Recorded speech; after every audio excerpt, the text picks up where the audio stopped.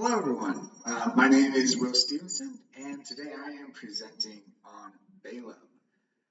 Now, so the reason I chose Balaam is I kind of got linked up with him in a very fun way here. So basically, I memorized verses through this like really cool system called the Topical Memory System by the Navigators, which has all these different verses that go along with these themes. It gives you these different themes and two verses to go along with them for you to memorize. So that way, whenever those subjects come up, you have verses to hold on to be able to speak to those in any situation.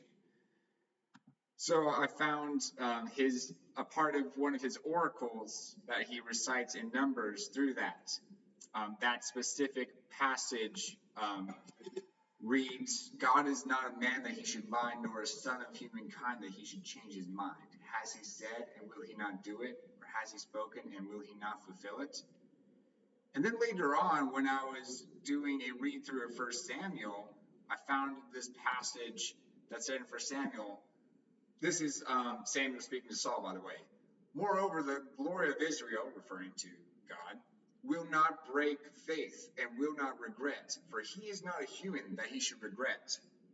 However, at the time, like I said, I was reading with my friends, and one of my friends was reading for the NIV. So while the LEB and even the ESV say that he should regret, the NIV and the NASB, they say that he should change his mind. And when I heard that, that made the click in my mind, the connection back to Numbers, that passage that I had memorized. And I realized, shoot, God's calling out Saul on his faith in God as if he's this pagan king like Balak, and I thought that was really cool. So I've had a great appreciation for that verse ever since. And so that's why I chose Balaam. All right, so getting into where we first see Balaam and kind of mainly the only main part where he shows up, right? So there are other verses that reference Balaam, and when they do that, they reference the story. This is the only narrative that he shows up, apart from one other place that I'll get to in a moment. So, but what we're looking at for this first instance of him is Numbers 22 through 24. So in Numbers 22 through 24, at this point, like, it doesn't really speak to what his vocation is, just introduces him as Balaam, son of Beor, lives by this river over here.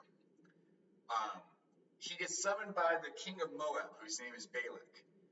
And Balak wants him to pronounce a curse on Israel because, as it says in Numbers 22, whoever he blesses is blessed, and whoever he curses is cursed. It seems that Balaam is able to genuinely bless and curse people, and Balak knows this. He seems to have some kind. Balaam seems to be known, essentially.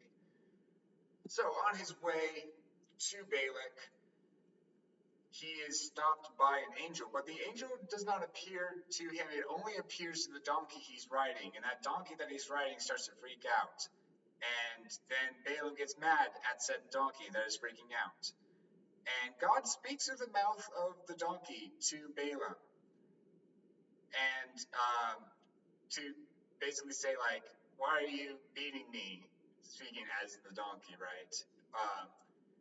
And then God orders Balaam after this to speak only what God wants him to speak, right? After showing that there was this angel here the whole time. Hey, I could have killed you. Your donkey was right. Now, go only speak what I speak, what I tell you to speak. So he finally gets to Balak, and Balaam, wanting to only speak what Yahweh tells him to speak, right, finds himself only able to bless Israel. He can't curse him. So Balak tries a couple different times. He's like, oh, what about this location? Does this location help you? What do you need? Help me get them cursed. And Balaam can only bless them because, like, he's only able to say what Yahweh wants him to say, and Yahweh wants him to bless Israel. I encourage y'all to read the rest of the story. It's really interesting. So it's unclear, though, very unclear as to whether Balaam is a pagan seer or an actual prophet of Yahweh. He's not Hebrew.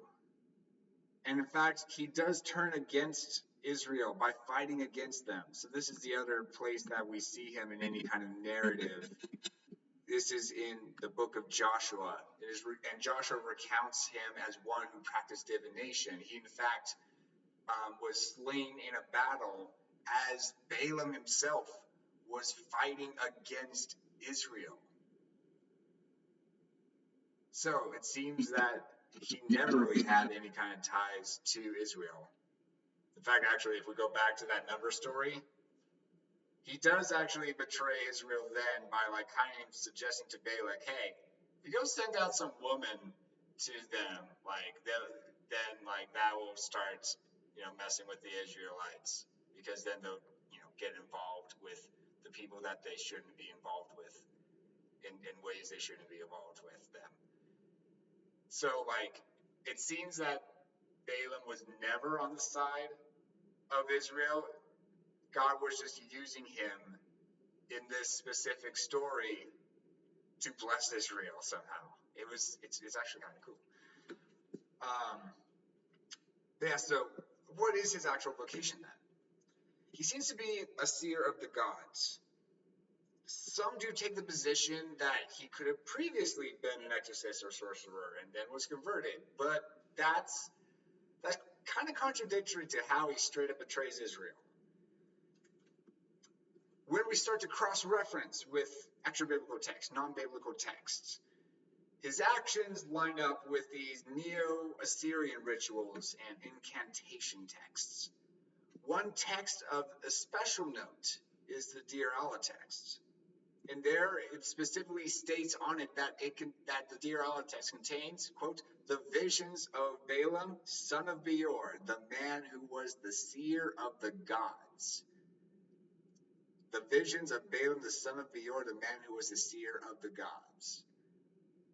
All right, so it seems to contain some of his other oracles, right? So what do we glean from that? Well, he's pagan. He's very pagan. There are multiple gods that he did serve. Nonetheless, God uses Balaam to thwart the king Balak, and it's super interesting. I hope you found him just as interesting as I did, and thank you very much for listening to my presentation.